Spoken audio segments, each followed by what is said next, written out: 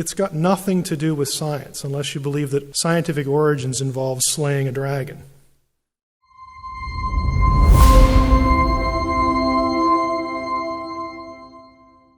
In the 1920s, late 1920s, 1930s, there was a place known as Ugarit. It's in ancient Syria. It was an old city-state. It was destroyed around 1200 BC. And that's really secure because there are literally tablets that come from Ugarit that were taken out of the ovens by archaeologists that say, the enemy's coming to get us, we're all going to die. I mean, they're still in the oven. So it's pretty secure that, yeah, we kind of know when they were destroyed.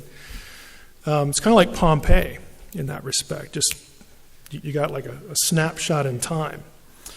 Some of this stuff deals with a lot of this creation language.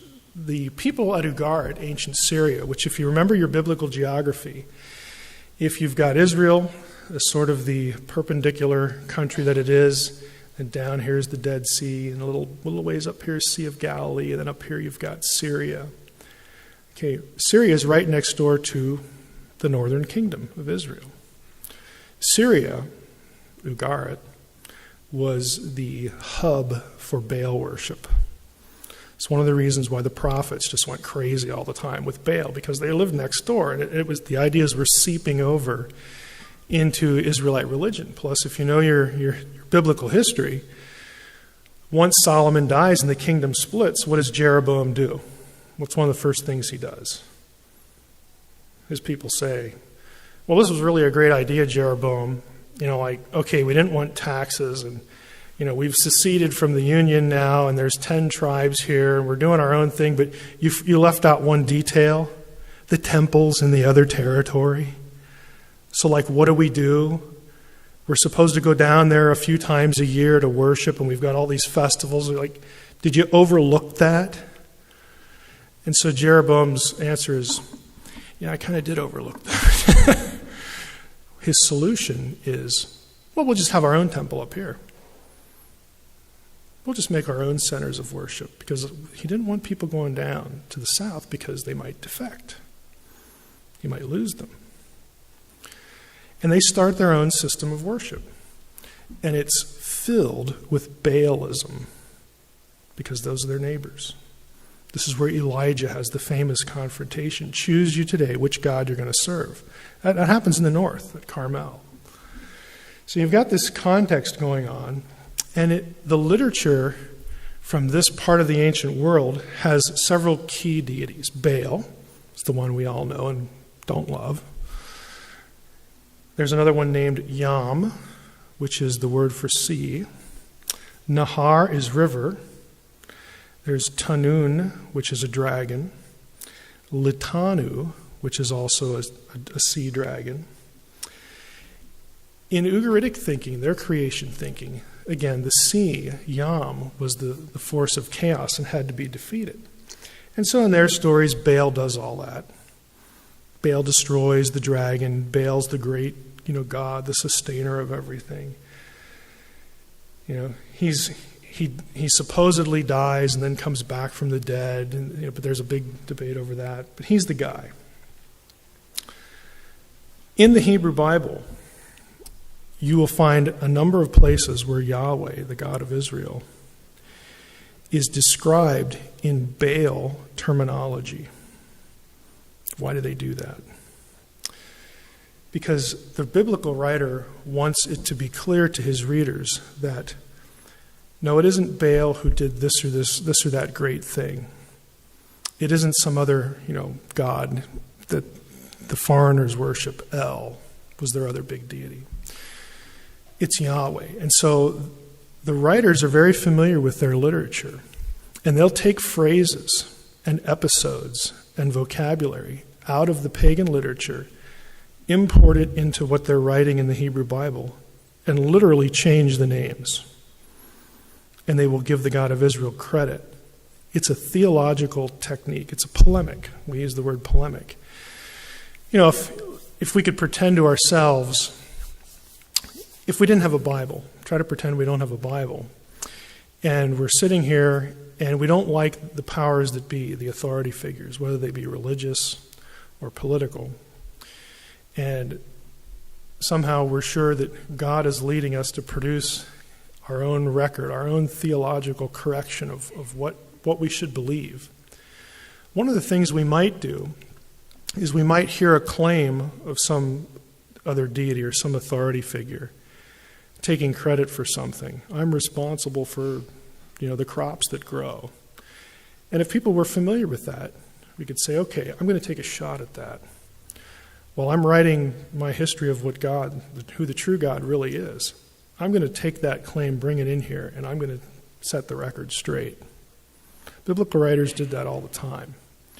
It's a slap in the face of whoever gets displaced in the text. Now, I mention all that to bring us to Psalm 74. Look at this psalm. God is my king.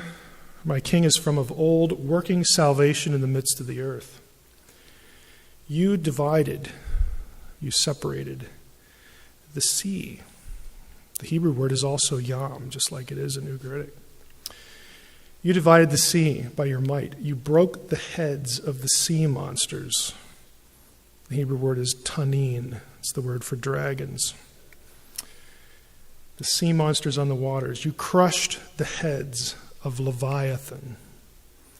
Leviathan is the Hebrew spelling of litanu, which is what comes out of the Ugaritic material.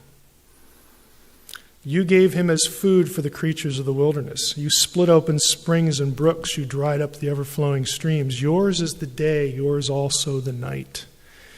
You have established the heavenly lights and the sun. When did that happen? At creation. You have fixed all the boundaries of the earth. Yep. You've made summer and winter. All those things happen at creation. The earth is formed. The seas are gathered into one place and are still. The boundaries of habitation are fixed. The seasons go into effect with the sun, moon, and stars. They're light holders. And Genesis 1 tells you they're for seasons and times and all this sort of stuff. This is a creation text. But it doesn't sound anything like, in some places, like Genesis 1. But it's communicating the same idea. Who brought everything into existence? Who brought order out of chaos? Who defeats chaos? Who defeats the forces of the natural elements that if left alone, they're just going to go nuts? Who does that? Is it Baal? No. It's God, my king from of old. It's the God of Israel. This is a classic example of a creation text that looks on the surface different than Genesis 1, but is saying the same thing. It's got nothing to do with science unless you believe that scientific origins involve slaying a dragon. Okay, there are no mythological dragons. Okay, that isn't how the world came to be. A dragon dies somewhere in the sea. Okay, we know this. But to them, you have to realize that these characters in the story represent deities that are either good or evil. And they fight. There's combat. And the Mesopotamians say 1-1, Marduk won. And he thank goodness he won, because we have an orderly world now that we can experience and live in. The people of Ugarit would say, no, it's not Marduk. He's a flunky. It was Baal. Baal's the one that came out on top. He's the one that brings order out of chaos. And the Egyptians, it's somebody else. Depending on what city you lived in, it could be 3 or 4 different gods in Egypt. But for the Israelite, when the Israelite writes what we have in our Old Testament, in our creation accounts, he's not thinking, okay, how am I going to present a scientific account of how everything came to be? When I don't know science, nobody who's going to read it will know scientific language, but in the future they will. Isn't the point? His job, again, in the context of inspiration, his job is, we cannot let this bad theology go unaddressed. Okay? It's theological messaging.